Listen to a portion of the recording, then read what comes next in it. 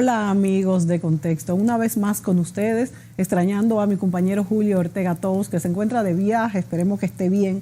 Bueno amigos, hoy volvemos con el tema sobre el medio ambiente. Vamos a hablar del deterioro de la calidad de vida, de la vida humana y de las especies que están siendo amenazadas. Todo esto según un informe de la ONU sobre el impacto del ser humano en el planeta.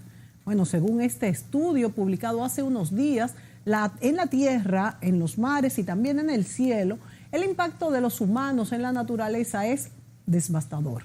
Bueno, dice que la destrucción de la naturaleza se está dando a una velocidad nunca antes vista y, por supuesto, nuestra necesidad de más alimentos y más energía, somos mucho más, ¿verdad?, son los principales impulsores y advierte sobre el peligro de extinción que corren 1 millón de especies de animales y vegetales. Yo quedé asombrada con la cifra de 1 millón.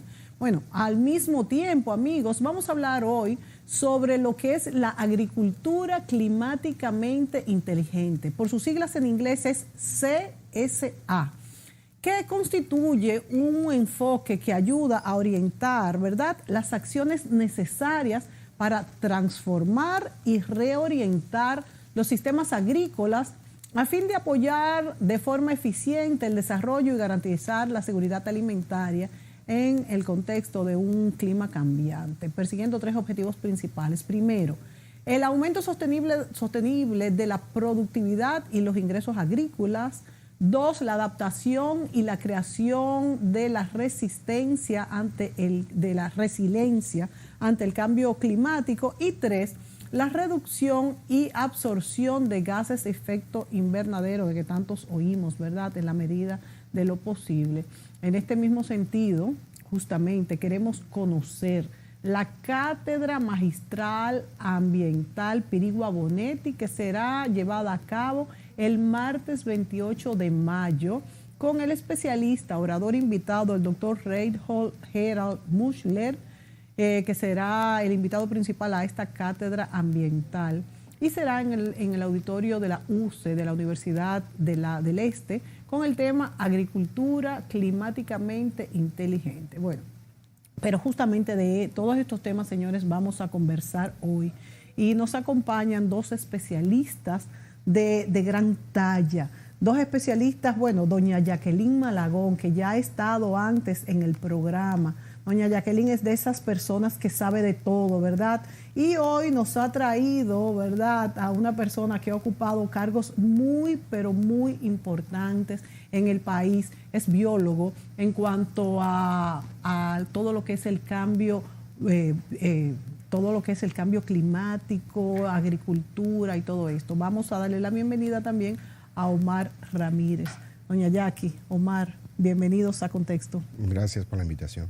Gracias, Mónica. Muchas gracias una vez más por traerme a tu programa que tiene tanta teleaudiencia. Y sé que la tiene porque me llama mucha gente para decirme que le gustó de lo que hablamos, o sea, de educación, de ambiente, de formación técnica, de todas las cosas que tú me has entrevistado. Pero hoy yo tengo que darte unas gracias especiales. Esas gracias especiales es por haber invitado al amigo, al especialista. Yo no soy especialista, él sí, al científico, al hombre que sabe de ambiente y de cambio climático en el país, que ha sido ministro de Medio Ambiente y vicepresidente ejecutivo de la Oficina de Cambio Climático, el amigo Omar Ramírez, que fue el que inauguró la primera cátedra magistral ambiental Pirigua Bonetti. Ella quiso que fuera un dominicano y se dijo que si era un dominicano solo podía ser Omar Ramírez. Qué honor, ¿verdad? Bueno. A partir de esa fecha han sido extranjeros. Le dejo el micrófono a Omar. Muchas gracias, doña Jacqueline. Realmente, doña Jacqueline ha hecho una descripción de lo que es el imperio de la amistad. Porque yo también trabajé con doña Jacqueline cuando ella era ministra de Educación. Sí. En el año 92 tuve el privilegio que ella me concedió, siendo un técnico joven, de trabajar lo que es el primer Comité Nacional, hoy se llama Ser Humano y Biosfera, En aquel entonces era hombre y biosfera, porque todavía no habían venido las influencias de género, del Me Too. El género, y hasta la propia UNESCO cambió de hombre y biosfera.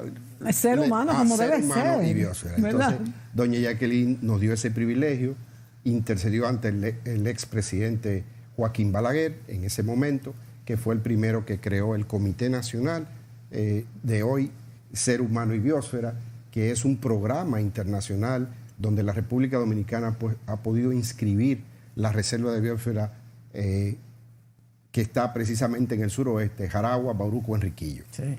Y ahí, desde ese momento, quedamos flechados ambos. Bueno, doña Jacqueline tiene una personalidad magnética. Exactamente. En trabajar juntos por causas nobles, como es precisamente la conservación de la naturaleza.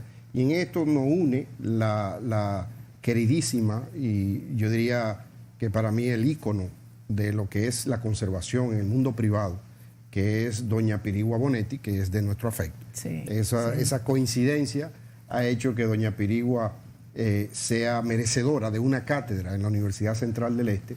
Y como muy bien describió doña Jacqueline, a mí me tocó el primer turno. Bueno, y te fuiste adelante. Con mucho gusto. Es un tema interesantísimo, del cual yo aprendí mucho. Sí. Gracias. Ahora yo pregunto, antes ya de entrar de lleno en lo que será esta cátedra Pirigua Bonetti en los próximos días, el martes 28.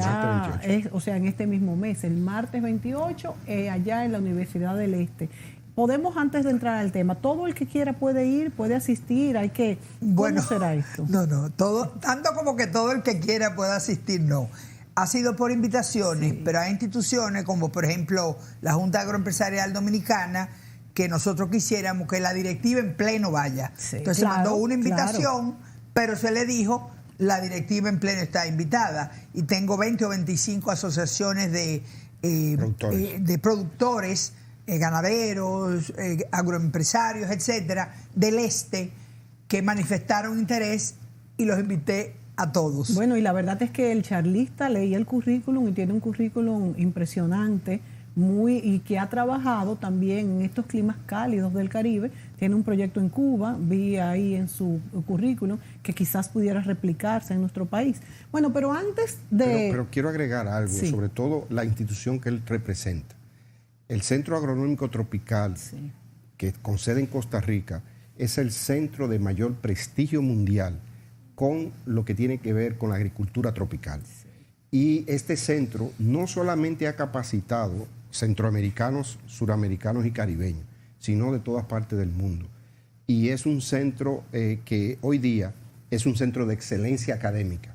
O sea, estamos recibiendo a un profesional que está al más alto nivel en un tema que si hay 5 personas que dominan ese tema en el mundo, porque es de entera actualidad, él es uno. ¿Pudiéramos tener, después de esta charla, Omar, doña Jacqueline, algún contacto con ese centro universitario para darle seguimiento quizás a algunas iniciativas que se deriven de esta misma conferencia magistral? Claro, el CATIE tiene inclusive representación en la República Dominicana. Ya nos hemos reunido con el representante, doña Pirigua, el señor y yo, y estamos viendo qué tipo de acuerdo podemos hacer con el CATIE que sea de beneficio para nuestra juventud que quiera estudiar en ese centro, además de llegar a algunos acuerdos que puedan ser investigaciones que nos beneficien, que sean de interés del gobierno, y nosotros servimos de vehículo o de intermediario para hacer lo posible. Muy interesante. Hay muchos dominicanos egresados del CATIE.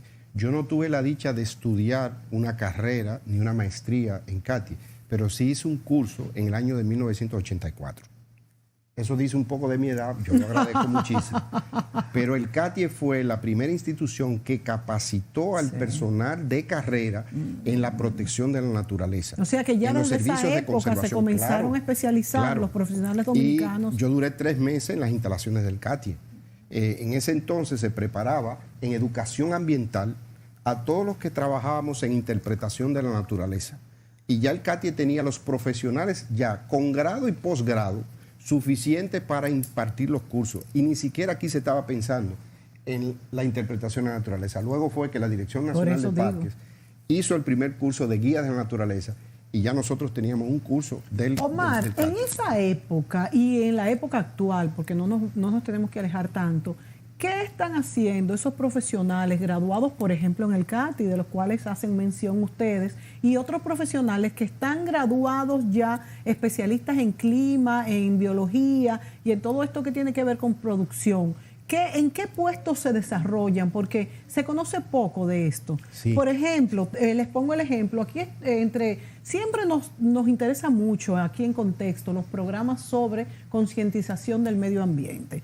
En uno de nuestros programas que estuvo con nosotros este especialista, Luis Carvajal, sí, nos explicó que no en todos los lugares se pueden sembrar todo tipo de cultivos. Sí. Porque, por ejemplo, sembrar en lugares donde tiene que el agua tiene que contenerla el suelo y se siembra un tipo de cultivo y es otro. Por ejemplo, aguacate, él ponía el ejemplo, que no era lo que iba a conservar el agua de esa tierra, era un terreno montañoso y que tiene que ser tal otra. Entonces, aquí en nuestro país, yo no sé si hay un uso de suelo a nivel del país, si se respeta, cuáles son las leyes. Y vuelvo a la pregunta inicial, ¿cuáles son los roles que desempeñan esos profesionales graduados, que parece que ya tenemos muchos? Sí, entonces, ¿cómo? Es una masa crítica considerable, porque recuérdate que las ciencias ambientales son de reciente. Claro, en el mundo, de hecho. En el mundo. De hecho, en la toma de conciencia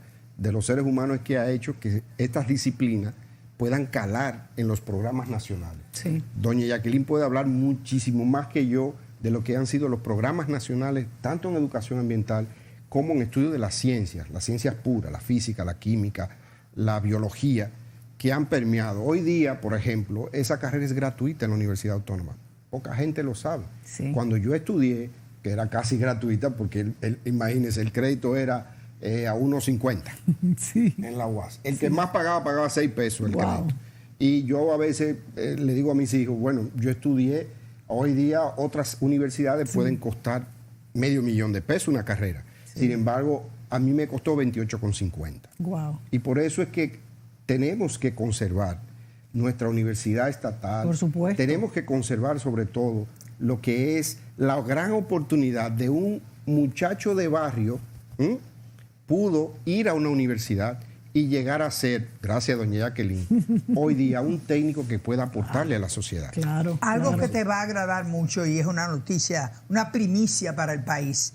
Ayer doña Pirigua recibió una carta de la Universidad Autónoma de Santo Domingo donde le piden que quieren acercarse a la Fundación Propagás, tener una vinculación con nosotros, beneficiarse de los programas de nosotros. Muy bien. Y doña Pirigua me llamó y me dijo, Jackie, aquí podemos conseguir los auspicios de la carrera en biología que tiene tan pocos estudiantes. Sí, sí. Y yo pensé inmediato en Omar, que se iba a alegrar muchísimo. Claro, bueno, sí, por supuesto. Y por eso es que yo pregunto, doña Jackie, Omar, ¿cuáles son los roles que están ejerciendo ahora mismo esos profesionales? Porque quizás esos muchachos que tienen esas preferencias de estudiar biología, clima y todo esto, agricultura, no lo hacen porque dicen que son poco remuneradas o que no van a tener lugar en nuestro país, y por eso mi pregunta. Yo sé que es un aspecto muy importante la remuneración. Todo profesional quiere ganar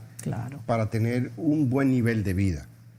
Lo que sí es importante es esto. Cuando nosotros fundamos el Consejo Nacional para el Cambio Climático, el Mecanismo de Desarrollo Limpio, yo le decía a los profesionales que integramos a esa institución, el único estímulo que tiene todo profesional en el servicio administrativo público es la capacitación en servicio. Y eso se adquiere mediante diferentes mecanismos. Y en 8 años, nosotros tuvimos 5 Fulbright. Wow, ¿Tú sabes lo que es 5 Fulbright en una institución pequeña? Gracias a Dios hay dominicanas y dominicanos que ya tienen el grado en Derecho Ambiental, mención Cambio Climático. Ya hay profesionales con maestría en cambio climático y políticas climáticas para venir a aplicar a la República Dominicana. Sí. O sea, ya tenemos diferentes profesionales. Mire qué interesante en Derecho Ambiental. Que están... Exactamente. Y te digo, para nosotros fue una gran satisfacción, porque es abrirle la puerta a los dominicanos y dominicanas que quieren precisamente aportar algo a esta sociedad que le ha dado tanto. Vámonos a la pausa y cuando vengamos vamos a seguir con este tema muy interesante. ¿Y qué nos ofrece esta cátedra que ahora va a ser justamente de agricultura climáticamente inteligente? Y volver sobre qué es y cómo aplicarla en nuestro país. Volvemos.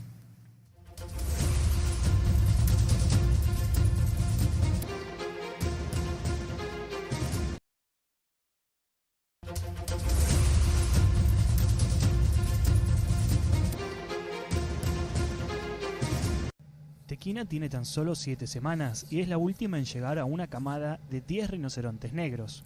Su llegada fue particularmente especial porque pertenece a una especie en peligro de extinción.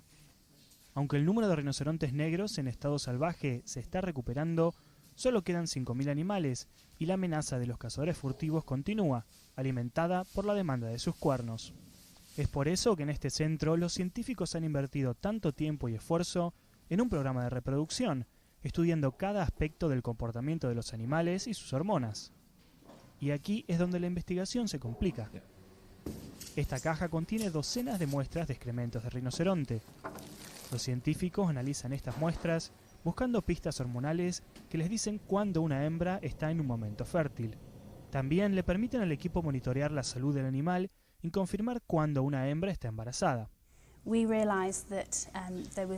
Nos dimos cuenta de que había diferencias entre individuos en cuanto al tema de la reproducción y extrapolamos esta cuestión a toda la población europea de rinocerontes negros en zoológicos europeos para intentar entender cómo podíamos mejorar el éxito reproductivo.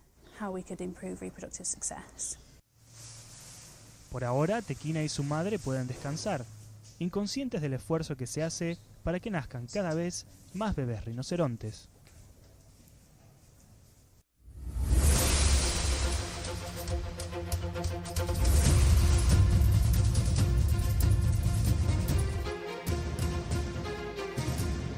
Bueno, aquí veíamos cómo esta es una de las especies que están posiblemente en extinción si no se le pone, vamos a decir, atención a esto, y son los rinocerontes, ¿verdad? No es el caso de nuestra área, pero estas especies forman pues una parte de la cadena que tiene que ver con todo el ecosistema que tenemos aquí sobre la Tierra. Y a veces que falte una especie que quizá usted ve molestosa es algo importante, porque esa especie sirve de alimento a una o, no sé, poliniza, lo que fuese. Y es parte de una cadena en la evolución de esta vida en la Tierra. Yo quiero, antes de darle paso a doña Jacqueline, decir algo muy importante de ese video. República Dominicana está haciendo sus esfuerzos también para hacer lo que se llama, esa práctica se llama conservación ex situ. O sea, tú estás sacando al animal de su hábitat natural y lo estás llevando a un sitio confinado para su reproducción. ¿Se está haciendo ya eso en República Dominicana, en el Zoológico Nacional. Sí. Pero voy a dar la buena noticia. Sí. No nació rinoceronte, pero sí nacieron 2 tigres bengala. Wow. Recientemente. Wow. Que dicho sea de paso, te puedo mandar el videíto, hubiera sido chulísimo. Y eso es muy importante, y es bueno que tú invites a la directora del Zoológico Nacional para que hable de los programas de conservación ex situ que Dominicana, en especies en peligro, que de hecho el rinoceronte es igual que el tigre en bengala, nosotros hemos tenido éxito. Wow, qué interesante, y que felicitamos a las autoridades del zoológico, que tenemos 2 tigres de bengala. 2 tigres de bengala, ojos azules, muy lindos. Wow, me encantaría verlos. 2 cachorros. Bueno, doña Jackie, háblenos un poco me dijo que quería hablar sobre los diplomados que se están haciendo en el país y un poco más sobre estas cátedras Pirigua Bonetti que se han venido haciendo en este ámbito ambiental. Esta, que va a ser el 28 de mayo, y las anteriores. ¿Cuál es la temática? La primera fue la que Omar Ramírez prestigió con su presencia, su sabiduría y su experiencia en la primera cátedra magistral ambiental Pirigua Bonetti. Para doña Pirigua fue una gran alegría, y en la universidad tanto el presidente, hoy senador, José Jacín Frappier, como el rector José Jacín Torres, y yo, que estoy a cargo de la dirección de las cátedras magistrales, el que Omar nos complaciera e presentara una disertación brillante. La segunda cátedra trajo el año pasado al director ejecutivo de una institución de alcance mundial, Omar, que es The Nature Conservancy, de cuya directiva doña Pirigua es miembro, y creo que en el ámbito del Caribe. Y la verdad que también fue un plato fuerte para todos. Este año yo voy a querer que sea Omar el que hable de agricultura climáticamente inteligente, porque voy a confesar aquí delante de todos mis dominicanos que aún siendo educadores y llevando 6 o 7 años estudiando ambiente, cuando oí agricultura climáticamente inteligente dije, ¿qué será eso? Óyeme, pero ya yo he leído mucho sobre el tema, sí, pues yo soy una estudiosa. Pero sí, nada más quiero mencionar, porque sé que complace a Omar, son los diplomados de educación ambiental. Los hemos hecho ya preparando profesores de la UCE, de la UNFU, de la Madre y Maestra y de LISA. Hoy tenemos una reunión con el rector de UNIBE. ¿Lo hacen dónde, doña Jackie? En sus universidades. En sus universidades. Sí, son universidades y es un programa de ellos, pero que nosotros somos que llevamos. ¿Y va dirigido a personas que trabajan en el medio ambiente? No, va dirigido a profesores de ciencias naturales. De ciencias naturales. Como multiplicadores que son ellos. Exacto. Claro. Para que ellos a su vez sean los profesores de los docentes de las escuelas. Muy importante. Ya tenemos alrededor de 100 docentes preparados, por supuesto es muy poco, sí. Y entonces doña Pirigua se ha metido en la Universidad de Stanford con una plataforma que se llama NovoEd y va a ofrecer el diplomado de educación, no diplomado, la especialidad de educación ambiental online. ¿Cuánto dura? Me imagino que un año mínimo, ¿no? Tiene 5 módulos de 3 cursos cada uno. Sí. Y cada curso tiene un valor de 2 créditos. Es una especialidad que nosotros esperamos que como especialidad sea reconocida por el Ministerio de Educación para recibir incentivos. ¿Usted misma puede ayudar a que esto sea reconocido? Bueno, sí, yo soy asesora del Ministerio, pero tienen que aprobar que los docentes de escuelas que cursen esa especialidad y que sean cuando digo diplomado me refiero de darles un diploma. Sí, claro. Que al presentar ese diploma en recursos humanos en el ministerio sean sujetos de recibir una compensación que nosotros llamamos incentivos. ¿Sabe, doña Jacqueline, que cuando usted menciona que hay 100 multiplicadores, o sea, profesores... No, 100 docentes. 100 docentes. Que ya la han recibido. Por eso, que no es... Multiplicadores también hay 100, ¿eh? No es tampoco. O sea, yo creo pero que... hay 95,000 maestros, Mónica. Sí, pero es que esto es una subespecialidad. O sea que yo creo que es un buen inicio. Y ahora con todo esto que se está ofreciendo, porque es que hay que volver a lo que decíamos, esto es algo nuevo, no solamente en nuestro país. Uno dice que cuando le hablaban de agricultura climáticamente inteligente. Claro. Es importante para ayudar un poco a la explicación que daba doña Jacqueline. Nosotros entendemos que es una buena masa crítica, pero como muy bien dice doña Jacqueline, hay 95,000 profesores y profesoras a nivel nacional. Tú dirás, bueno, ¿ustedes quieren los 95,000? Sí, en un plazo considerable. ¿Por qué? Porque entendemos que el ambiente es un eje transversal a todo tipo de enseñanza. Sí. Y una prioridad hoy. Y una prioridad. Entonces, que fue declarada por el propio presidente de Naciones Unidas en octubre. Claro que sí. Como su principal prioridad. Y es importante que la gente entienda que así como, por ejemplo, la energía, el trabajo, la educación, el aspecto ambiental es también transversal. Sí, no es solo una especialidad de unos privilegiados como doña Jacqueline o Omar Ramírez. No. Sí. Esto tiene que estar en la sociedad. Y para estar en la sociedad tiene que hacerse a través precisamente de un proceso de toma de conciencia, pero a la vez de educación. Y ese proceso tiene que ser a través de esa red de profesores que hay en la República Dominicana. Es indudable, señores, que aunque yo digo que esto es una subespecialidad, todos los profesores de la República Dominicana deberían de estar preparados, fíjense si esto es importante, para poder transmitirle esto a sus alumnos, porque si no, entonces un grupo se va a quedar sin esto y otro grupo no. Bueno, pero tenemos entonces que todos ponernos a trabajar en Hay este algo, sentido. Mónica, que Omar nos ha apoyado muchísimo en el Congreso, que es la Ley de Educación Ambiental. Gracias a Omar salió del Senado rápidamente. Está ahora un poco estancada en la Cámara de Diputados. Pasado mañana yo tengo cita con la presidenta de la Comisión de Educación, pero yo creo que en esta legislatura Camacho nos dijo que ¿Qué cambiará con la aprobación de la ley ambiental? ¿Tú sabes qué va a cambiar?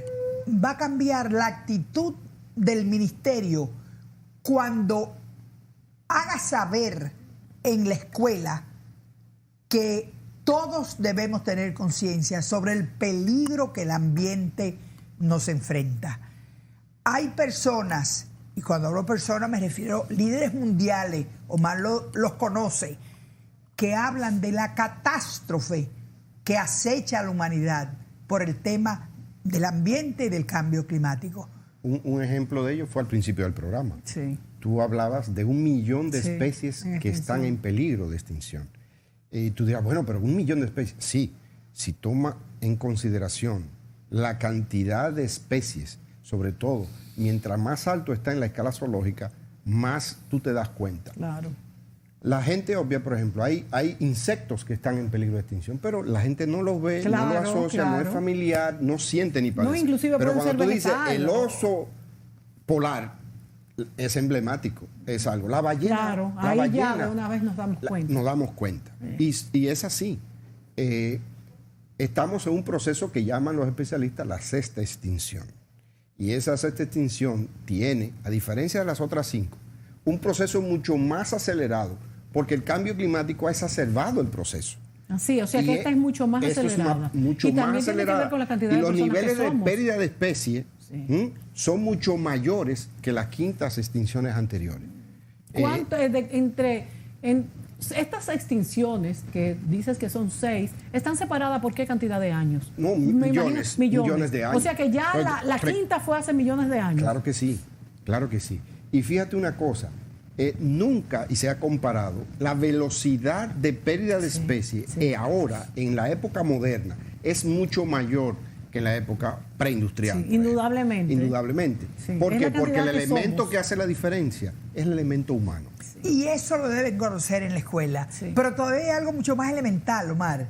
Cuando yo hice los grupos focales, que no los dirigí yo para no contaminarlos, porque yo era la directora del programa de la elaboración de la ley, el especialista que dirigió los grupos focales escogió 2 grupos de niños, de 4º a 8º y de 1er bachillerato a 4º bachillerato. En ese entonces se llamaban así, hoy ha cambiado la denominación en el ministerio. Sí. Yo quiero que tú sepas que esos niños hablaron del agua, de la energía, de la basura, del ruido, de las costas. Y nosotros nos quedamos y decían, ¿y qué nos van a dejar a nosotros? Bueno, pues ¿Y justamente, cómo nosotros vamos a manejar eso? doña Jackie, yo parece que estábamos pensando lo mismo, porque mientras Omar hablaba, yo pensaba que se ha adelantado, porque nuestros hijos son mucho más conscientes del daño al medio ambiente de lo que éramos nosotros cuando estábamos en el colegio. Pero no están recibiendo que- orientación en la escuela. Sí, Ese es el problema. Sí, pero se ha adelantado. O sea que imagínense cuando tengamos a todos esos profesores o muchos de ellos preparados. Lo que pasa. Vámonos a la pausa y volvemos en el segmento próximo.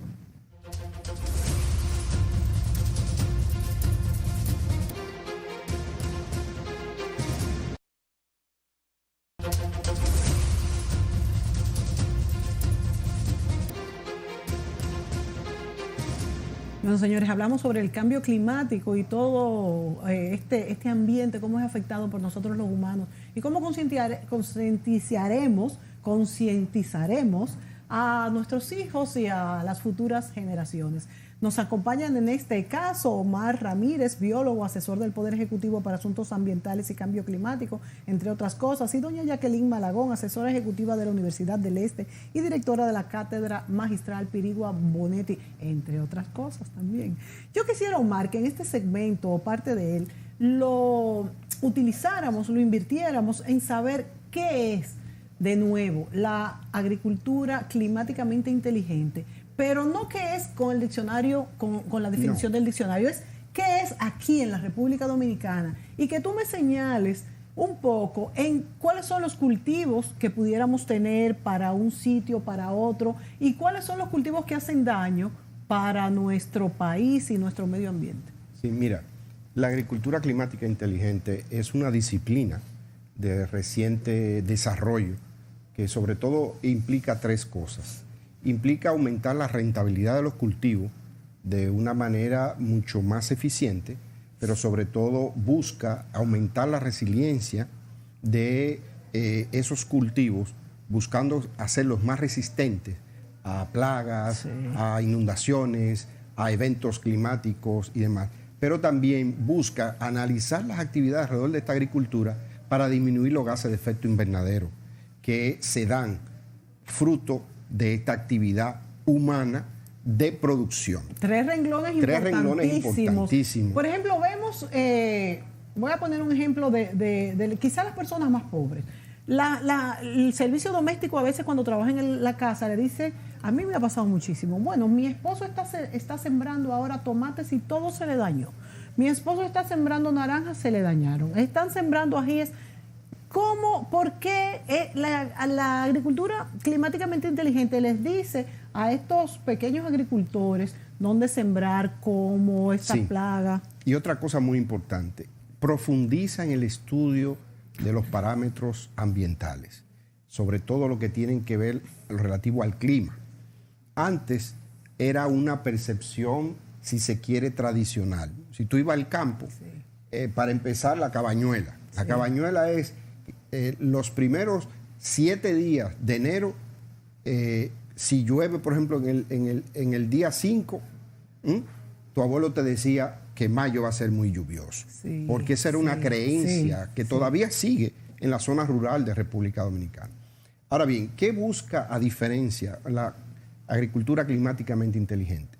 Profundiza en los parámetros climáticos de esta forma. Por ejemplo, esta década, del 2010 al 2019, en 9 años, y se cumplirá en el 2020, han sucedido 4 años que han sido niñas y 5 años que han sido niños. ¿A qué me refiero con eso? Al fenómeno que se da, fenómeno climático, que cuando es niño, en la parte del Caribe, significa sequía. Sequía, en este caso, estamos viviendo el 2019 un fenómeno del Niño, con una sequía que es, diríamos, prolongada de la época natural de estiaje, que es de enero a marzo. Se ha extendido hasta mayo. ¿Se llama la época? La época de estiaje, la época donde cae menos precipitación, que es seco, porque entra el invierno, es donde las radiaciones solares son menores, y hay una serie de combinaciones, la humedad relativa es menor y demás. A partir de ahora nosotros vamos a sentir una mayor humedad, por hecho las radiaciones solares aumentan la evapotranspiración, entonces eso empieza todo lo que es el ciclo del agua a operar y por eso caen las lluvias en esto. Ahora bien, República Dominicana, por ser una isla pequeña, el 70% de esas lluvias se crean fuera del territorio nacional y vienen a caer por los vientos a la República Dominicana. Hay otras que son esas son las convectivas. Hay otras que son las lluvias orográficas que se forman fruto de la orografía que tiene nuestro país. Y esas son prácticamente locales. ¿Qué pasa? ¿Qué tiene que saber? En estos 9 años, 4, como te dije, han sido niños y 4 han sido niñas y 5 han sido niños. Más sequía que lluvia. Exactamente, pero también en esta década se ha incrementado los fenómenos hidrometeorológicos. Si tú analizas la década anterior, o sea, 2000-2010, te darás cuenta que solamente en el Caribe hubo 83 fenómenos hidrometeorológicos. O sea, ciclones y todo ese tipo de cosas. Y demás. Ahora incluso ha habido algunos tornados en la República Dominicana. O sea, hay fenómenos que se están dando. Lo hubo. Sí, entonces, es increíble. ¿Qué busca la agronomía climática inteligente? Auscultar esas particularidades y transferirle en know-how al agricultor ese tipo de data. ¿Para qué? Para que él sepa lo que hay que sembrar y dónde sembrar. Sobre todo tomando también parámetros edafológicos, qué tipo de suelo, que no se degrade, que cuándo se debe sembrar, qué tipo de... ¿Y cómo se le lleva al agricultor toda esta información? Se le lleva a través de paquetes tecnológicos. El agricultor es empírico, algunos son gente pobre. No te creas, que no han ido a la universidad. El agricultor es un conocedor del clima y es un conocedor del ambiente. Lo que pasa es que no ha ido a la universidad a estudiar. Y a veces carece de tecnología. A veces carece de tecnología. Carece, la mayoría. Exactamente. Los pequeños, por lo menos. Entonces, ahí entra precisamente lo que es la agricultura inteligente, climáticamente inteligente, y lo que es el CATIE como institución. Y esperamos que en la cátedra que vamos a tener. No queremos abundar mucho porque es precisamente una de las cosas que tú debes tener es sentar aquí a este señor que es un experto mundial en esta disciplina. ¿Y el CATI de qué se ocupa? El CATI es, como te dije al principio, universidad. Es una universidad. Ya tiene al principio era el Centro Agronómico Tropical de Investigación y Enseñanza. Es un centro de investigación que fue fundado, ojo, me parece, fue fundado por el doctor Budowski. Gerardo Budowski fue el primer secretario general de la Unión Mundial para la Naturaleza. Y era de origen ruso, pero venezolano. Se asentó en Costa Rica, le dieron paso y a partir de ahí sembró la idea de un centro agronómico tropical de investigación y enseñanza que le diera servicio a toda la región. A toda la región. Hay algo que yo no sé si Omar sabe, yo creo que te lo escribí, que es el proyecto que la Fundación Propagás tiene con el Banco Interamericano de Desarrollo, que en inglés se llama AG-STEM. AG es agricultura, STEM es ciencia, tecnología, ingeniería y matemática, que se aplica en la escuela. Doña Pirigua firmó con el BID y ahora estamos ya comprando los equipos para unos asentamientos agrícolas. Yo creo que la palabra es correcta, ¿verdad? Correcto, sí. Va a ser en Los Haití se van 2 y en Valle Nuevo va 1 y en Manabao, en la sierra, va 1 cuarto. Son pilotos. ¿Y qué se va a hacer ahí específicamente? Bueno, se va a sembrar en las zonas de amortiguamiento, o sea, donde se permite la siembra. O sea, entre el parque y la otra área, ¿no? Es el área donde la zona de amortiguamiento. Exacto, la zona de amortiguamiento. Qué bueno que doña Jacqueline ya está utilizando los términos de lo que es el ordenamiento territorial. No, yo estoy feliz. Estoy feliz porque ustedes. No, y yo de usted he aprendido, porque yo no sabía nada de educación, obviamente. Pero es importante, la zona de amortiguamiento es una franja precisamente entre el desarrollo urbano y el área protegida. Diríamos que se permiten las acciones graduales que no afecten a lo que queremos conservar, pero que se desarrolle actividades que permitan la producción y la generación de riqueza. Muy bien. Y esa producción va a beneficiar a las familias de agricultores. Vamos a tener una escuela cercana. En esa escuela los vamos a entrenar en rudimentos de comercialización y les vamos a instalar los tanques para el cultivo hidropónico, donde van a tener tilapias, probablemente es el pez que se va a escoger. Lo que es el cultivo hidropónico. Es un quizá otras especies que sean más localistas. Explica tú el cultivo hidropónico. Bueno, es un cultivo artificial, vamos a decirlo así. Exacto. Pero que es totalmente amigable con el ambiente. No se depreda la tierra. No se depreda en ningún momento. Y sobre todo puedes hacer varias siembras. Tú haces la siembra agrícola, pero con la piscicultura.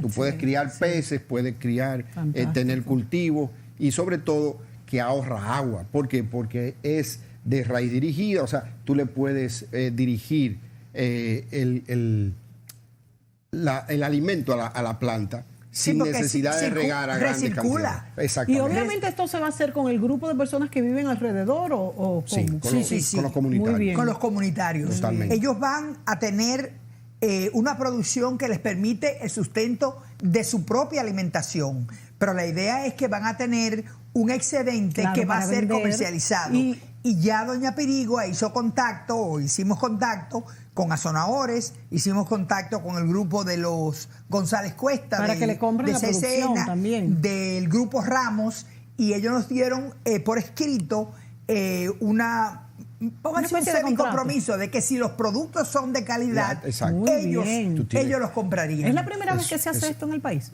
Creo que es la primera vez. Me encanta la idea. Y sobre todo es la primera vez de vincular un negocio ecológicamente factible, ambientalmente y sobre todo socialmente aceptable. Y por otro lado, que sea económicamente viable. O sea, tú tienes que vincular siempre para que haya un sentido, tanto de propiedad como un sentido de desarrollo, que es lo que buscan precisamente la Fundación Propagás y las instituciones que estamos alrededor. Por parte del gobierno, ¿quién estaría participando en este proyecto? Ninguno. Simplemente la comunidad y Propagás. La comunidad y Propagás. Fantástico. Si tenemos a una antropóloga ambiental, la licenciada Eladia Gesto, que fue a quien doña Pirigua designó como coordinadora general o gerente del proyecto. Vamos a tener un pequeño grupo que yo le llamo el board, o sea, una juntita que va a velar por la buena marcha del proyecto. Vamos a tener técnicos.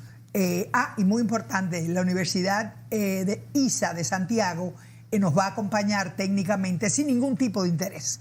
Y nosotros aspiramos a que sus estudiantes de término, les voy a llamar, hagan prácticas en estas áreas. Estamos protegiendo el nacimiento de nuestros ríos en los Haitises, en Valle Nuevo. Y aunque no han empezado, pero sí se busca. Ya se está comprando el equipo. Ahí voy, el apoyo tanto de los ministerios de Agricultura, de Medio Ambiente. Medio Ambiente dio una carta. Que dio ya su apoyo, el Ministerio de Medio Ambiente y Recursos Naturales. Ha dado el respaldo. En este caso también la Presidencia de la República, porque quien les habla trabaja allá. Y nosotros tenemos que decir, aunque no digan, tenemos que decir que estamos apoyando, mínimamente, pero apoyamos. Yo sé que, por ejemplo, cuando llamamos a Omar, o la Pirigua está muy cercana al ministro de Medio Ambiente, nosotros tenemos el apoyo, la colaboración y lo que se les pida. Pero desde el punto de vista del financiamiento, de lo que me refiero, 50% es del BID y 50% es de la Fundación Propagás. En ese sentido, es una alianza internacional. Sí, muy bien. Sector privado, cooperación internacional. Exacto. Ahora tiene que sumarse sector gobierno. Claro. Sí, pero no le hemos pedido al gobierno financiamiento. Muy bueno destacarlo. Yo no digo que no se lo vamos a pedir. Tú me oyes, Omar. No. Tú sabes que financiamiento no hay. Pero hasta ahora, doña Pirigua ha dicho, no, la Fundación Propagás va a financiar el 50%. Bueno, vuelvo a la pregunta anterior. Entonces, eso quiere decir que sí hay una planificación de uso de suelo para los suelos de sembradío en nuestro país, hasta dónde se respeta y hasta dónde está el alcance vamos a decir, de las autoridades, pues decir aquí no se va a sembrar esto, aquí no. Y quiero, antes de, nada más nos quedan unos 3 minutos de programa que queremos poner un videíto. ¿Qué cultivos así flashes? Yo sé que es como un médico a veces que tiene que hacer un diagnóstico, pero así flash, para tener idea, ¿cuáles son los cultivos que se deben de sembrar cuando son zonas montañosas que se quiere retener el agua, por ejemplo, o cuando son zonas que están cerca de los parques nacionales o que son urbanas? Un poco hablar de esto. No, fíjate una cosa, muy importante tu pregunta. Yo no soy un experto en agricultura, en términos generales, porque mi profesión es la biología.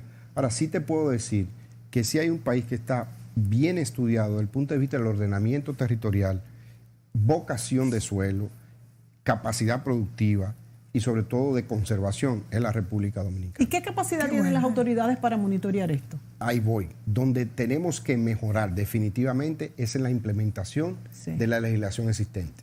Número 1. 2, tener mayores recursos para hacer los planes de monitoreo y sobre todo los planes de recuperación, que en este país todavía no son suficientes. Y te lo dice un funcionario de gobierno. Obviamente tenemos que aumentar los presupuestos de los ministerios, tanto el Ministerio de Medio Ambiente como el Ministerio de Agricultura. Y tenemos que hacer que los planes lleguen perfectamente a quien tiene que ser beneficiado de los mismos, que son los campesinos y campesinas. O sea, en ese sentido, tenemos que mejorar. No hemos hecho, diríamos, lo non plus ultra, no somos los mejores del mundo, pero sí estamos mejorando lo que es la calidad de vida de los seres humanos. En el tema de ese proyecto con el BID, la Fundación consiguió que el Ministerio de Medio Ambiente, en su carta de apoyo y de colaboración expresada al propio banco, dijera que el éxito de ese programa los compromete para replicar el proyecto, que es lo que la Fundación quiere. Fantástico. Bueno, gracias, Miriam. Yo creo que ha sido muy interesante conocer que sí tenemos una planificación de uso de suelo, saber que tenemos personas graduadas de agricultura climáticamente inteligente, que ya se acerca el 28 de mayo esta quinta cátedra. ¿Cuarta? No, tercera. Tercera cátedra.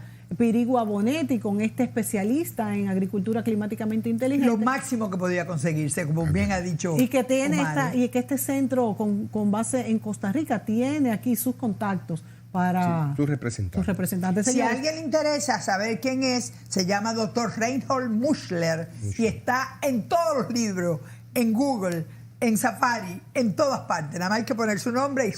Bueno, dándole las gracias a Omar Ramírez y a doña Jacqueline Malagón, lo dejamos con uno de esos videitos que conseguimos para que usted entienda un poquito mejor estos temas tan importantes que que tratamos y queremos dejárselo a ustedes para que piensen pues cómo podemos colaborar en la mejoría climática. Hasta la próxima. Gracias, Mónica.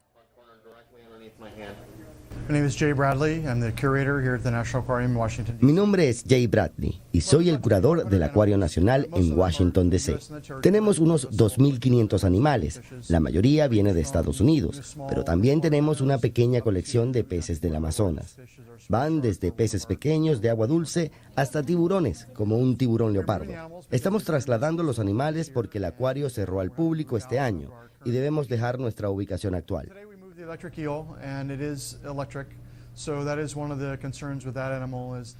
Hoy trasladamos la anguila eléctrica, y sí que es eléctrica, así que una de nuestras preocupaciones es que pudiéramos recibir una descarga, pues pueden emitir hasta 700 voltios.